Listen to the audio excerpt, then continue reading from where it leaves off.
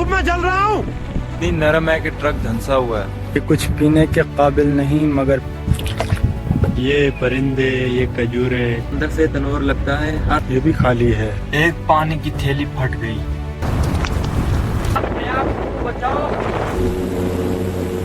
We got you.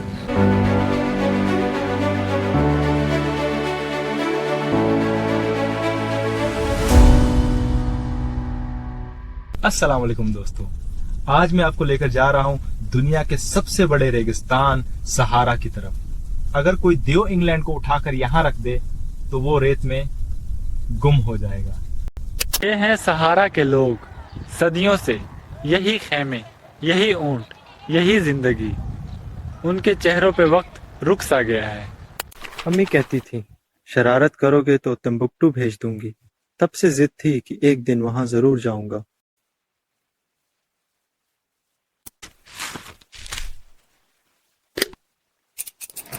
बस इतना ही काफी है इस सफर के लिए। कहते हैं सहारा पैदल पार करना पागलपन है, पर ख्वाब अगर आसान हो तो ख्वाब ही क्या। उसादा सहारा का दरवाजा, यहाँ से आगे बस रेट है और मेरा ख्वाब।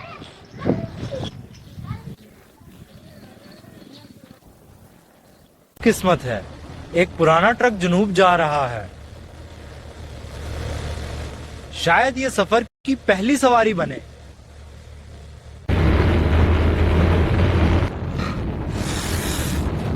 ये गर्मी नाकाबिले बर्दाश्त है। पानी गर्म हो गया, जैसे आग पी रहा हूं, मगर दिल कहता है आगे बढ़, हार नहीं माननी।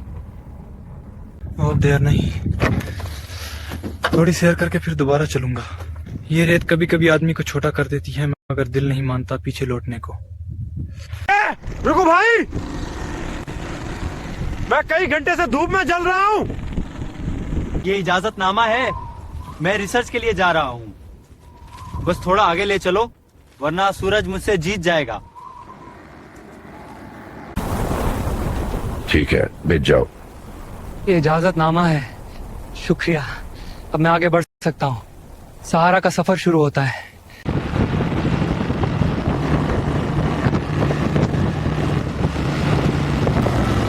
हुआ ठंडी लग रही है और सारा अब मेरा साथी बन गया। ये सफर आसान नहीं, लेकिन हर कदम के साथ ख्वाब करीब आता है।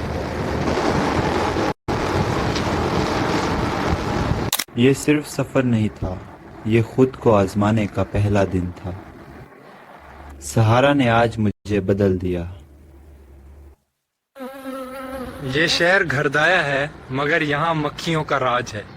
जो भी खाने के करीब जाए वो मक्खियों की बूंद में डूब जाता है। ये जुनूब जा रहा है, शायद ये मेरी अगली सवारी बने। क्या मैं आपके साथ जनूब जा सकता हूँ? हाँ, बैठ जाओ, बस रेत का सामना करना पड़ेगा। शुक्रिया सर। चलें, शुरू करते हैं। इतनी नरम है कि ट्रक धंसा हुआ है, मगर हम हार नहीं मानेंगे। हर पटरी से ये ट्रक आगे बढ़ेगा। बस अब एक और धक्का, फिर निकल जाएगा। ये सख्त मेहनत है, लेकिन कामयाबी हर कदम के साथ करीब है।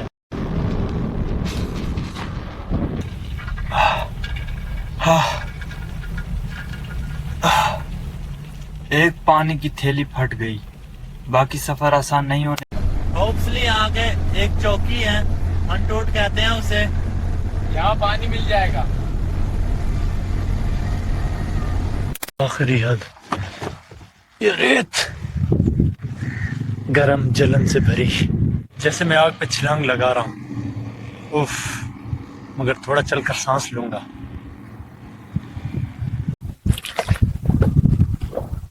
ये पानी, ये साया, पहली बार सहारा ने थोड़ा रहम दिखाया। अब अगला सफर शुरू होगा एल गोलिया के लिए। रेत, धूप और ख्वाब का सामना करना है। ये अल गोलिया है, सहारा के बीच में जिंदगी का टुकड़ा। यकीन नहीं आता कि यहाँ पानी बहता है।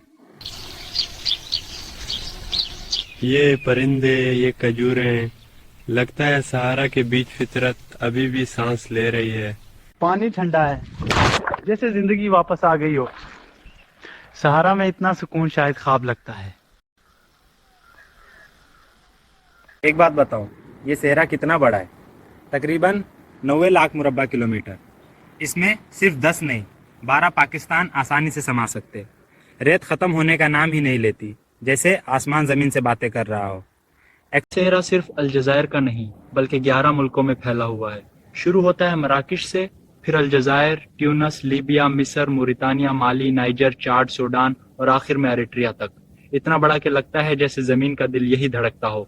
हम इंसाला की तरफ बढ़ रहे हैं। ये रास्ता इतना लंबा है कि लगता है सूरज भी साथ चल रहा है। ये शरबत है, ठंडा, मीठा, जिंदगी जैसा जायका। तो ये इंसाला है जहाँ रेत हर दिन शहर को निगलती जा रही है। इंसान कोशिश करता है मगर सहारा जीत रहा है। ये दरख्त जो कभी आसमान छूते थे अब रेत में दफन है। कुदरत का सब्र भी खत्म हो चुका है। एक और मौका, एक और ट्रक, शायद ये रास्ता तमान रासत तक पहुंचा दे। भाई, तमान रासत तक जा रहे हो, लिफ्ट मिल सकती है?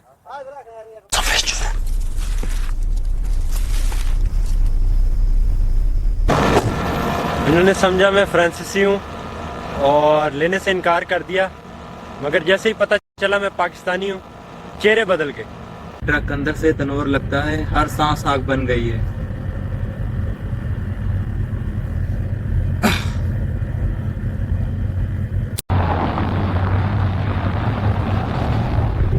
सहारा का दिल और मेरी मंजिल का नया आगाज।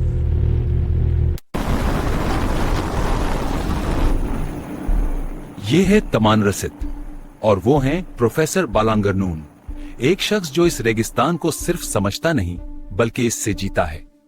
Desert cannot be conquered, only understood. Professor बालांगनून ने कहा,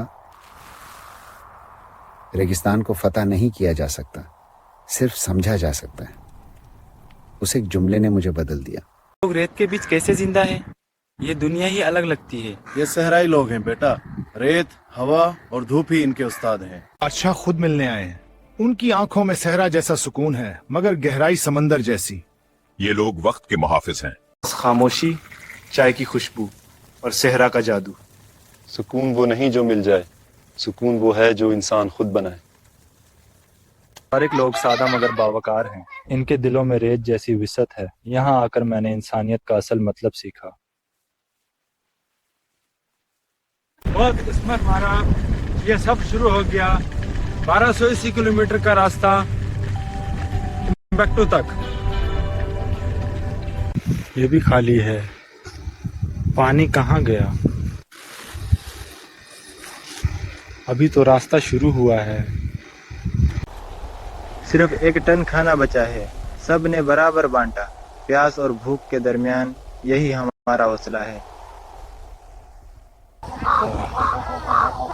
वो गिदा हमें देख रहे हैं, जैसे इंतजार कर रहे हो कि हम गिर जाएं। सहारा में जिंदगी से ज्यादा मौत करीब लगती है।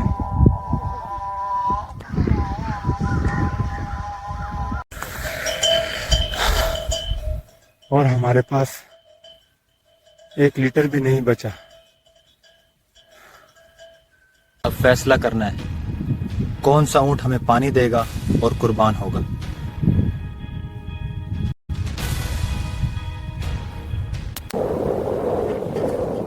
ये सबसे मुश्किल लम्हा है, मगर यही हमारे बचने का रास्ता है।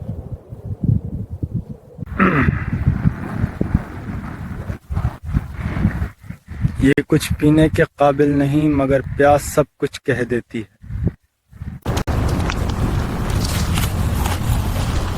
यह नवाला शायद जिंदगी का सबसे कीमती जायका है। यह है प्यास और मौत की सरजमीन, जहां हवा भी जलती है और साया भी भटक जाता है। हर कदम एक इम्तिहान, हर सांस एक चैलेंज। ये भी खाली है। अल्लाह ही मददगार है। तूफान आ रहा है, हमें फौरन झुकना होगा वरना कुछ नजर नहीं आएगा। रेत की दीवार आ रही है, अपने आप को बचाओ और देख पीछे जम जाओ। उस खामोशी में भी सहरा की आवाज सुनाई देती है, जैसे ये सांस ले रहा हो। सिर्फ तंबक तो बाकी है, आखिरी चंद मील।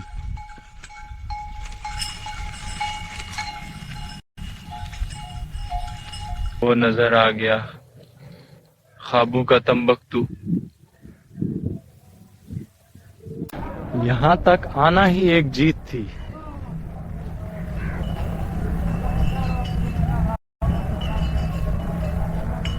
मैं प्रोफेसर से मिलने जा रहा हूँ।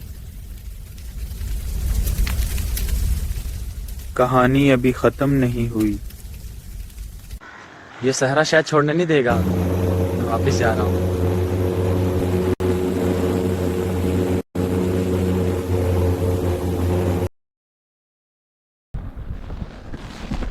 मुझे इन तक पहुंचना है, शायद वो सही रास्ता जानते हो। ये रेत खत्म होने का नाम ही नहीं ले रही, जैसे वक्त रुक गया हो। काफिला कह रहा है पानी के लिए रास्ता बदलना होगा, मगर दिल कहता है ये रास्ता हमें गुम कर देगा। मैंने प्रोफेसर से वादा किया था कि मैं उसे उसी रास्ते पर मिलूंगा। अगर हमने रुख मोड़ लिया तो वो हमें कभी नहीं ढूंढ पाएगा। सहरा में हर इख्तलाफ तकदीर लगता है। जो रास्ता चुनते हो कुछ न कुछ पीछे छूट जाता है। क्रिस्टोफर कह रहा था अगर हमने रुख मोड़ा तो प्रोफेसर तक कभी नहीं पहुंचेंगे, मगर काफले वालों को सिर्फ पानी की फिक्र है, रास्ते की नहीं। हम अभी मरकजी रास्ते के करीब है, प्रोफेसर वहीं हमारा इंतजार करेगा। हमें ये रास्ता नहीं छोड़ना चाहिए। अलग हैं, मगर थक्कन सबकी एक जैसी है। आखिरकार हमें इनकी बात माननी पड़ी। बस 2 दिन का चक्कर लगा, मगर किस्मत ने 2 दिनों का नहीं, 2 जिंदगियों का फासला बढ़ा दिया।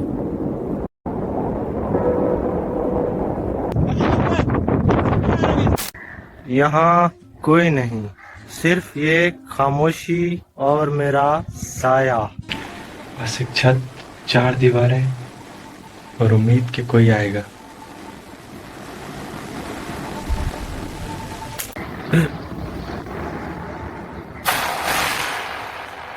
रस्सी नहीं, बाल्टी नहीं। अगर मामा भी काम आ जाए तो शायद जिंदगी बच जाए। ये भी नाकाम हो गया। नीचे पानी है मगर किस्मत ऊपर रुक गई है। यही तो है रिकॉर्डर का तार, मेरी जिंदगी की रस्सी।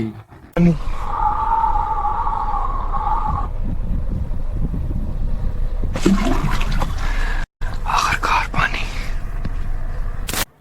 ये पानी नहीं, जिंदगी है रेत के दरमियान।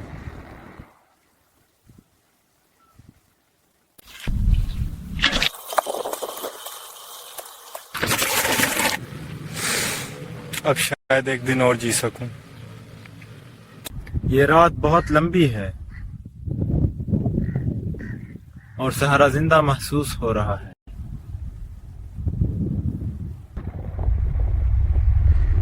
क्या ये तूफान है या मदद आने वाली है?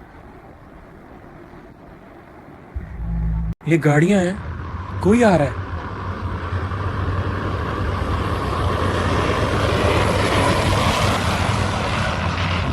मैं बच गया, आखिरकार जिंदा बच गया। Slow down, you're safe now. We got you.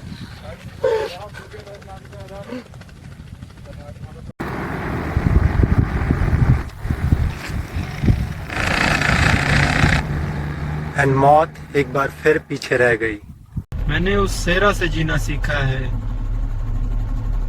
क्योंकि यहाँ मौत भी खामोश है। ये कुनवा मेरी कब्र बन सकता था, मगर आज ये जिंदगी का निशान है।